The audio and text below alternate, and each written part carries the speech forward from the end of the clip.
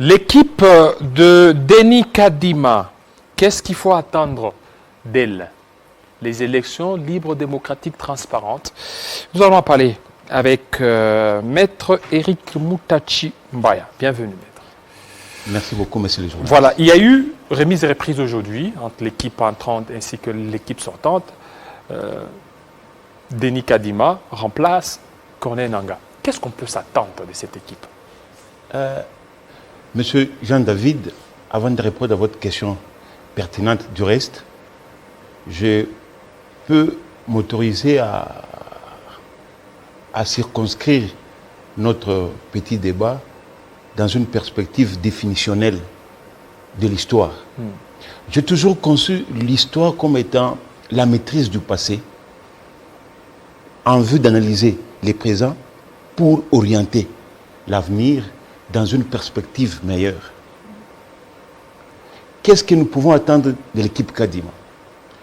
Si nous nous projetons dans le passé, nous avons connu jusqu'à ce jour 3 cycles électoraux et le 4e en 2023. Qu'est-ce que nous avons tiré comme leçon, comme particularité? Primo, nous avons tiré comme leçon la non-transparence des élections. Deuxièmement, les contestations. Et troisièmement, les sangs des Congolais a coulé.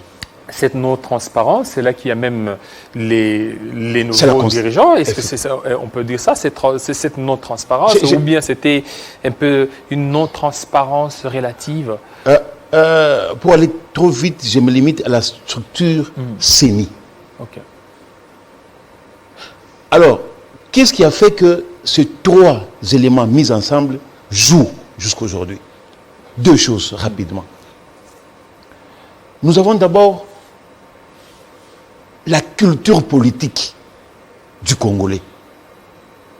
Et cette culture politique a une incidence directe sur la vie électorale des politiques congolais. Les Congolais aujourd'hui, lorsqu'ils font la politique, c'est pour acquérir très rapidement les biens matériels. Voilà la culture politique du Congolais. Servir la population est à côté. Alors, cette culture politique, que moi je qualifie de paroissiale, a une incidence sur la vie électorale dans la mesure où les questions électorales dans notre pays deviennent des questions de vie ou de mort. Vous avez appris au cycle électoral passé, il y a eu même des enlèvements de certains députés qui ont été proclamés par la CENI victorieux, mais leurs adversaires ont déployé l'armada pour procéder à cette machination. Ça ne risque pas de se répéter avec Kadima? Ça peut se répéter, mais pour que M. Kadima mette fin, pour que l'équipe Kadima mette fin à cette situation, je lui demande 3 choses. Lesquelles? Première chose, la transparence, qui passe par les résultats de tous les bureaux dans chaque circonscription doivent être connus en temps réel. Et c'est possible. Deuxième chose, la mise à la disposition des témoins, des procès-verbaux, des résultats après compilation, pour leur permettre d'aller, en cas de contestation, devant les cours des tribunaux. Et troisième chose, la transparence dans les opérations électorales. C'est-à-dire quoi? Aujourd'hui, M. Kadima doit avoir le courage, primo, d'ouvrir la CENI au public. C'est-à-dire quoi? De permettre à la presse de connaître un peu le rouage. Qu'est-ce qui se passe? Les centres de compilation, d'être ouverts. Ce n'est pas de la sorcellerie. On permet aux journalistes d'accéder à ces centres. On permet aux organisations des droits de l'homme d'accéder à ces centres, à certaines personnalités, tant nationales qu'internationales, d'accéder à ces centres de compilation. Ça, c'est 3 titres-là que M. Kadima va réussir. Et communiquer, c'est-à-dire les devoirs de redevabilité. Communiquer chaque semaine sur les activités de la CENI. Je crois qu'en réunissant les 3 paramètres, les 3 fondamentaux, M. Kadima a plus de chances de réussir. Mais dès les départs, il y a des contestations au niveau, d'abord, ça a commencé au niveau des confessions religieuses, au niveau des politiques, au niveau même de l'union sacrée. Est-ce que vous ne voyez pas que ce sont les bases ou les germes des contestations qui sont là pour 2023? Vous savez, M. Jean-David, vous êtes un journaliste très intelligent, puis un journaliste d'investigation. La politique, il y a une théorie en politique qui a été mise en évidence par un grand sociologue, la théorie du reflet social. Que reflète la classe politique? Nos prêtres, les leaders religieux. Ça ne reflète que ce que les Congolais moyens. Qui pouvait imaginer un seul instant que les confessions religieuses, dans leur éthique, avec leurs valeurs morales, pouvaient mettre 2 temps? Vous savez, on pouvait même leur donner un siècle. Mais parce que les politiques tirent des ficelles. Il y a d'une part ceux de l'Union sacrée qui veulent leur candidat Denis Kadima et d'autres veulent autre candidat. Tout ça, c'est ça. Moi, je me dis, si les politiques tirent les ficelles, mais dès le début du choix, ils étaient tous ensemble, ils ont progressé ensemble. Pourquoi ils n'ont pas remarqué? Pourquoi on n'a pas dénoncé? Mais c'est au finish qu'on connaît. Non, moi j'ai dénoncé. Ils ont dit qu'il y a eu des menaces, il y a eu beaucoup de menaces. Cholet, il était assis sur votre fauteuil, il dit qu'il y a eu des menaces. Ils ont reçu des menaces, il y a eu même des enveloppes qui auraient été proposées. Ça, c'est la parole des Cholet contre la parole des autres. Oui. J'ai suivi le président de la République dernièrement quand il était aux États-Unis. On lui a posé la question. Et le président de la République a dit, mettez-moi tous les audios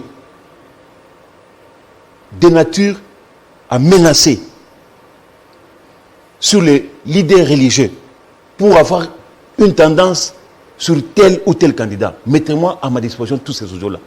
Et le président de la République, jusqu'à aujourd'hui, personne n'a su mettre à cette Mais les confessions religieuses ont dit qu'ils devraient rencontrer les chefs de l'État.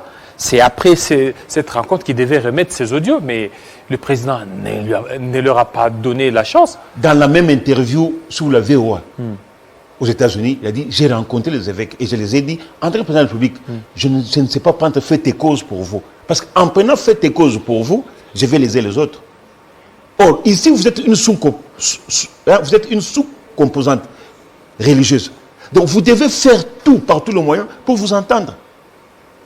Encore une fois, je vous encourage de continuer les discussions. C'est ce qu'il a dit. Moi, je pense qu'il y a un problème. Le problème, c'est lequel? Les confessions religieuses doivent avoir le courage de redéfinir leur charte. Parce qu'aujourd'hui, j'ai suivi le cardinal Mbongo. Il a dit, on a minimisé le voix des plus puissantes confessions religieuses. Oui, c'est avec l'Église catholique. Or, dans leur charte, c'est une voix pour chaque confession religieuse. C'est ça. Et les confessions qui engagent, c'est l'Église catholique et les CC. Les autres... Mais justement, oui. Donc on doit redéfinir la charte. Parce qu'aujourd'hui, c'est quoi? C'est qu'il y a dissension. Il y a 6 confessions religieuses qui ont opté pour Kadima et 2 qui ont opté pour... qui n'étaient pas d'accord avec Kadima. Ils ont transposé ces problèmes jusqu'au niveau de l'Assemblée nationale, au bureau de l'Assemblée nationale. Et vous savez que l'Assemblée nationale a une compétence liée en cette matière. C'est-à-dire quoi? Dès que les procès verbal est déposé sur sa table, lui n'a qu'un seul rôle, d'entériner. Mais les bureaux de l'Assemblée nationale, dirigés par Mbosso, que moi j'appelle les très sages, il est passé outre cette compétence liée. Il les a encore invités une fois. Combien de fois les présidents de l'Assemblée nationale ont invité les confessions religieuses pour trouver une solution? Combien de fois? Il y a eu violation. Moult fois. Mais il n'y a pas eu violation des procédures parce qu'il fallait que ces PV soient signés par les confessions religieuses, l'Église catholique ainsi que les CC. Ben, aujourd'hui, ces PV est signé par 6 confessions religieuses. Oui. Et il y a un autre PV qui est signé par 2 confessions religieuses. Or, la même charte dispose ce qui suit. Au cas où le consensus n'est pas obtenu, on recourt au vote. Maintenant, lorsque le consensus est impossible, parce qu'aujourd'hui le consensus est impossible, M. Jean-David, on peut leur accorder un siècle. Ils ne vont jamais trouver ce consensus. Or, nous jouons avec les temps, nous jouons avec la montre. Qui va supporter?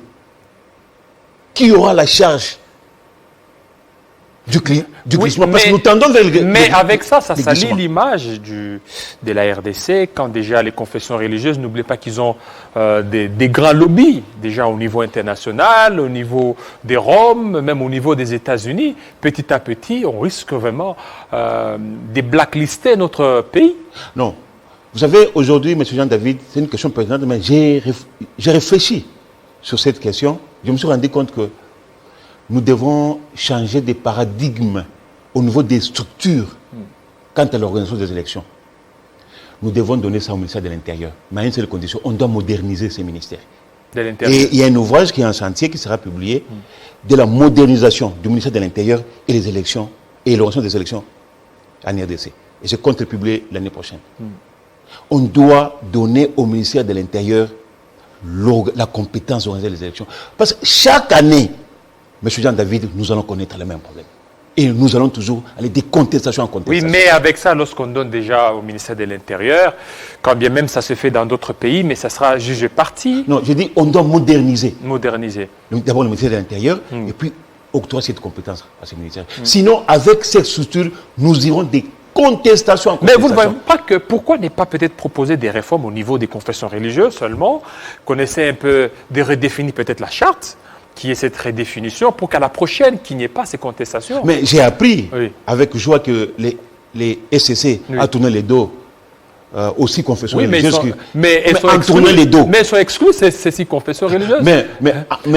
En tournant les dos. Et quand on parle des confessions religieuses, on voit d'abord l'Église catholique et les SCC. Pas d'abord. Et les autres là... L'État est laïque. L'État est laïque. Les deux grandes confessions religieuses appellent les six autres, ils les mettent sous forme des autres. Vous savez, ce n'est pas pour rien lorsqu'ils ont adopté comme mode, comme choix, les consensus. Oui. Même au niveau des Nations Unies, c'est le consensus. La laïcité, oui, mais regardez l'Église catholique et les CC. Le nombre, il y a beaucoup de catholiques. Mais je l'ai dit avant, la redéfinition des chartes, de cette charte s'impose. Or, en redéfinissant cette charte, je vous dis, ces confessions vont se disloquer. Tout ça, vous ne voyez pas que c'est parce qu'il y a une politisation de cette affaire. Si les politiques se dissocient de l'affaire, vous allez voir qu'ils le feront en toute indépendance. Je l'avais dit dans une de vos interviews ici, que la société civile en général, elle est politisée. Très politisée. Très politisée, à outrance même. C'est ça le problème. Et ceci est en fonction de la culture politique, de la culture sociale de l'homme congolais. L'homme congolais... Je vois mal le président de l'RSC, donc l'Église des Réveils, Dodo Kamba, prendre une autre personne que celle qui a été proposée. Je vois mal Dodo Kamba prendre une autre personne autre que Kadima. Bon, Dodo Kamba... On lui a donné, dit que non, c'est Kadima ou rien. Bon, moi, je n'ai pas de preuves, mais moi, je me dis qu'ici, dès le départ, au niveau même de la charte, il y a des histoires à retoucher. Au niveau de la structure sous-composante confession religieuse, on doit aussi y toucher. Et au niveau même de la société civile, on doit encore y toucher. Et au niveau même du système électoral de notre pays, je vous dis, M. Jean-David, tant que nous allons continuer avec cette structure CNI, nous allons procéder des réformes en réformes, des séminaires en séminaires, des conférences en conférences. Nous allons toujours aboutir à la même conclusion, contestation. D'où, pour moi, nous devons raisonner sérieusement à remettre l'organisation des élections de notre pays au ministère de l'Intérieur, quitte au gouvernement de moderniser ces ministères pour que celui-ci joue pleinement son rôle. Voilà, merci beaucoup, Maître Eric Moutachimbaya, de votre analyse par rapport aux réformes tant attendues. Alors, on vient de noter, c'est que le ministère de l'Intérieur devra prendre ses responsabilités, mais un ministère de l'Intérieur modernisé. Voilà, ça n'est fini, fidèles téléspectateurs. Restez branchés sur Télé 50 tout à l'heure, la grande édition d'Amina Bayombo. Restez sur Télé 50. Très bientôt.